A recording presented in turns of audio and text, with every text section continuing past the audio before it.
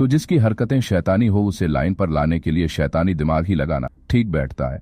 दरअसल अमेरिका को weapon cell through blackmailing का मास्टर माना जाता है, क्योंकि अमेरिका जिस भी देश को हथियार बेचना चाहता है उसके लिए परिस्थितियां ही कुछ ऐसी बना देता है कि उन्हें अमेरिकी हथियार खरीदना ही पड़ता है, और उनके पास अमेरिकी हथियार खरीदने के अलावा कोई और रास्ता बचता ही नहीं है। लेकिन आपको यह सुनने में कैसा लगेगा कि अब अमेरिका अपने इसी बिछाए गए जाल में फंसता जा रहा है। जी हाँ दोस्तों, अब अमेरिका अपने इसी जाल में फंसता जा रहा है, और इस जाल को किसी और ने नहीं बल्कि भारत ने ही बिछाया है।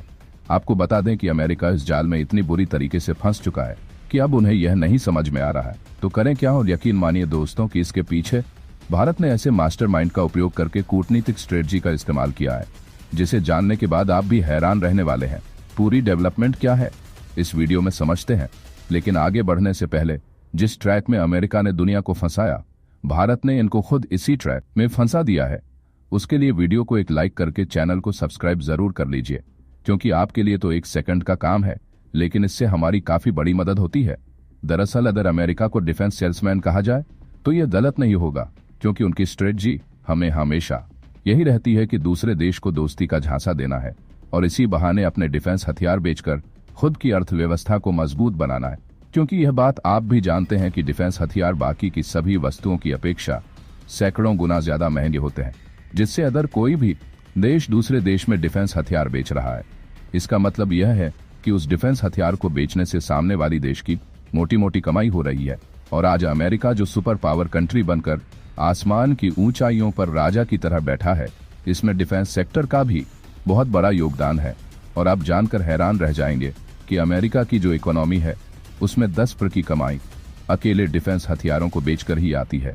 क्योंकि अमेरिका हर साल $50 अरब के हथियारों को दूसरे देशों में बेचता है। और सबसे अहम बात यह है कि अमेरिका जिन भी कंट्रीज को हथियार बेचता है, यह बातें सुनिश्चित करता है कि उसका कुछ ना कुछ कंट्रोल अमेरिका के पास खुद बना रहे। जैसे कि पाकिस्तान, जो कि अमेरिका से 61 लड़ाकू विमान खरीद चुका है, लेकिन उसमें अमेरिका का काफी हद तक कंट्रोल खुद रहता है। यहाँ तक कि यह लड़ाकू विमान पाकिस्तान कब यूज करेगा और किस परिस्थिति में यूज करेगा,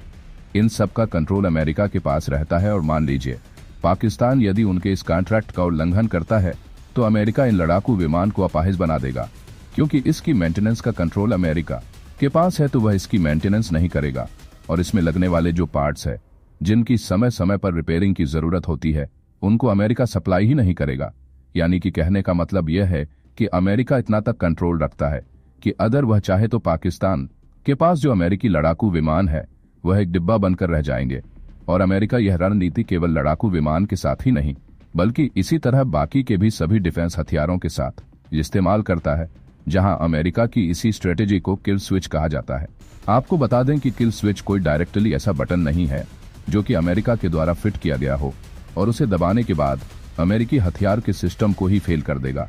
बल्कि किल स्विच इस तरीके से अमेरिका इस्तेमाल करता है जिससे जब तक अमेरिका नहीं चाहेगा तब तक चाहकर भी कोई देश विदाउट उनकी परमिशन के उस हथियार का इस्तेमाल नहीं कर सकता। और अमेरिका की यह शैतानी सोच काफी हद तक कामयाब हुई है और ये लगभग सभी देशों पर लागू होते हैं,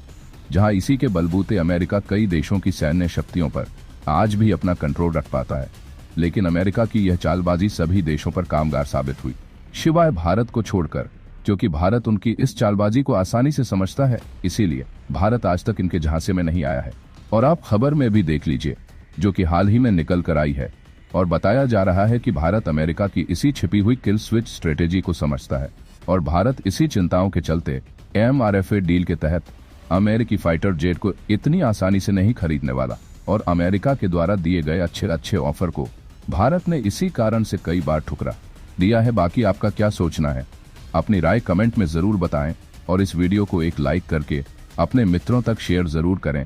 ताकि उन्हें भी जानकारी मिल सके। इसी तरह और भी नॉलेजेबल वीडियो देखने के लिए चैनल को सब्सक्राइब करना बिल्कुल